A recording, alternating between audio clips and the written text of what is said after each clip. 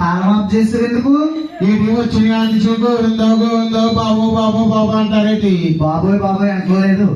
బాబాయ్ సేవ భద్రసంగా చేయడానికి వచ్చాం. అవునా బాబు? మరి ఎక్కడ బాబుని పిలుద్దామా? ఓ శ్రీరామ రామ రామ రామ రామయ్య